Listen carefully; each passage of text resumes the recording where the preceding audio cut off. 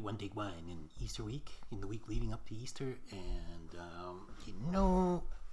I've kind of it was a birthday week as well, so there was some wine all throughout the week, and now I think I'm just gonna update you a little bit with some wines that I've had open now for a couple of days, which I'll explain why in a minute. And since they're open and I'm gonna drink them, might as well talk about them, right? Pop and talk.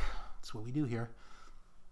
So first of all, on the birthday, I went to a local restaurant, a very good restaurant here in Malmo, in Sweden, and they had some Prioré Roche on the menu. At reasonable prices. So I had a bottle of that Burgundy of just the Bourgogne Le Clou. Then a friend popped by to wish me happy birthday, I guess, and things got messier from there. But he really wanted me to try something else they had on the menu at a very reasonable price, which is the 2019 Côtes Rôties from Domaine. Yeah, big wine. I didn't want to order that because with the food we were eating, I didn't think it was, and it wouldn't have been a great match. And the Burgundy was a great match. So we had that with a glass of champagne on the side. So for the courses where the white wine made a little bit more sense, then I had a sip of champagne to get me through. All in all, fantastic stuff. So after that, still a little bit thirsty, and we decided to drink the other Prioré Roche on the menu, which was a Nuits Saint-Georges Premier Cru au Bordeaux, I think. Other two, but they're both of the Prioré Roche were in 2019 as well. That was a phenomenon. That's a really dense, great wine. Really a wine for grown-ups. I like the Burgundy, even though I think a lot of people would complain it's light. I don't think it's light. I think it's very complex. It is light, but the complexity makes up for it. I think it dances in the mouth. The fruit is that, my friend who showed up at the restaurant, he calls it tutti frutti. He doesn't like the young fruit in Prioré Roche, and I understand why.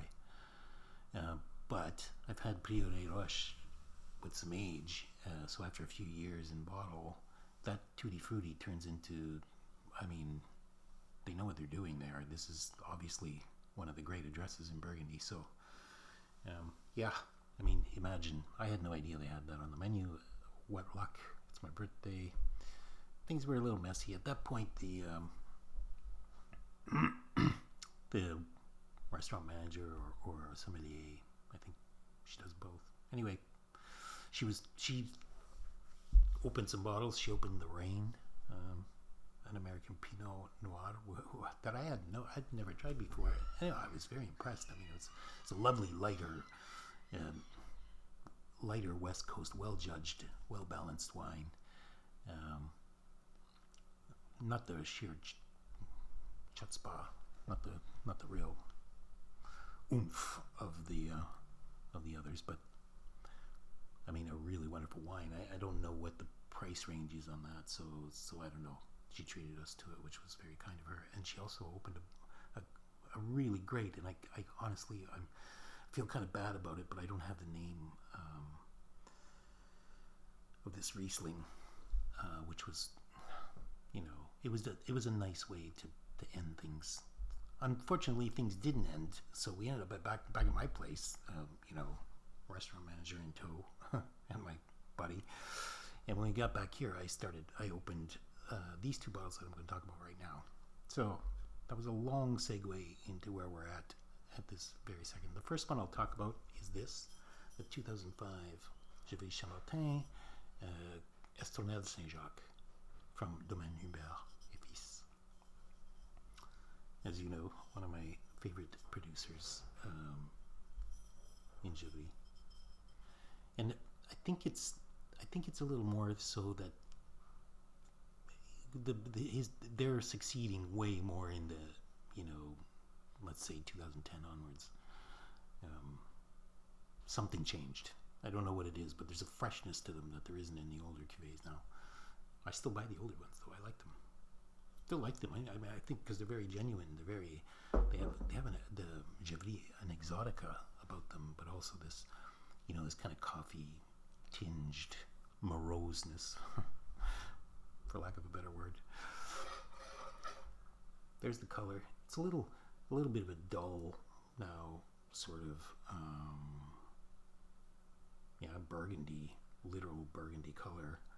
So it was probably once fairly purple, and it's not really bricking, but it's on the edge of bricking.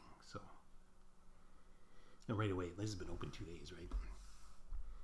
The nose is very bready and succulent and inviting.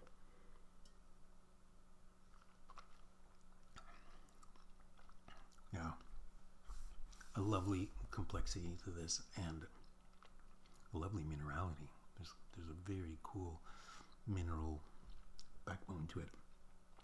It's not as complete in packages as some of his wines, and I don't know if it's the vintage or the terroir, Estournelles, Saint-Jacques. I don't have a lot of experience with, but I still really like it. I mean, I'm still, super impressed at the sheer capability of being able to make wines like this. It's really, I think, under the radar kind of stuff, personally.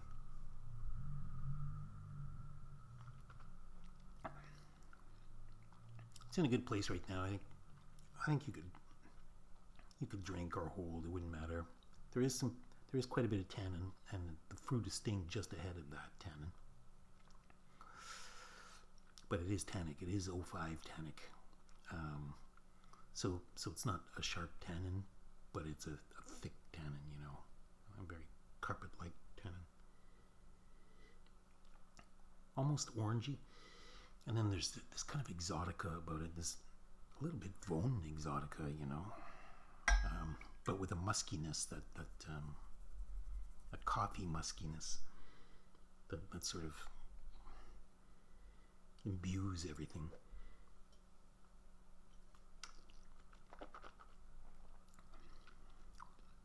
It's great. It could have a little more precision on the finish for sure. That's where I would, and even in the mid palate. I don't think it's the easiest wine to love. I don't think so, but I do anyway, because I'm super fan of Humbert. So, I wouldn't overpay for these. I don't think it's not singing at the top of what they can do, compared to 15, 16 and 08s even, and 11s, and but still, it's almost sex. Lovely wine. 92-ish.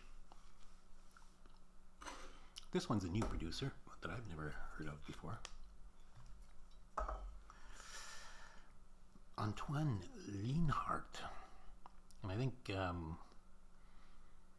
maybe the Vin Nature crowd might be more familiar with it than I am. I don't know if it's Vin Nature, but it's, says a lot of the same types of things. Oh, we do this and we do that, and we scrape the, yeasts off the walls, and stuff. Kind of fun stuff, I guess, if you want to nerd out about it, but I don't. I tend not to. I'm not. I'm interested, of course, in how the differences and how it's made, because sometimes it's super cool. But what is interesting about this, and I just read a little bit about him, is that he's treating these Côtes de Nuits village. And this is called Le Plante au Bois. It's very young, 2021. He's treating these village wines, and he's got a few different ones. There's two different, lieux-dits, like Le Plante au Bois, and I can't remember. I have the other one. When I drink it, I'll do another note, because it'd be interesting to follow up.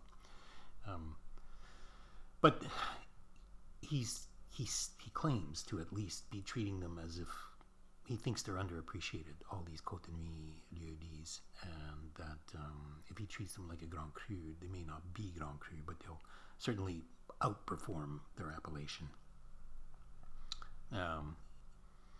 And because of the wine sommelier from the restaurant who was here on the Monday night, and because we'd already had quite long discussions about wine styles and things like that, and I could kind of read between the lines that maybe traditional is not really the most appealing wine type for her. So I'd opened the 05 Gevrey Chambertin because I kind of expected, that could be a nice Premier Cru to end it on, and maybe it wasn't the type of wine to open it in that occasion. So I opened this because I thought, but here, something with some energy and blah, blah, blah. I've never tried them, but maybe there's something exciting and interesting going on here. And of course, when you look at I'm surprised it's not more purple, to be honest. It is purple, but it could be way more, considering its age. And this is a lovely, almost roses,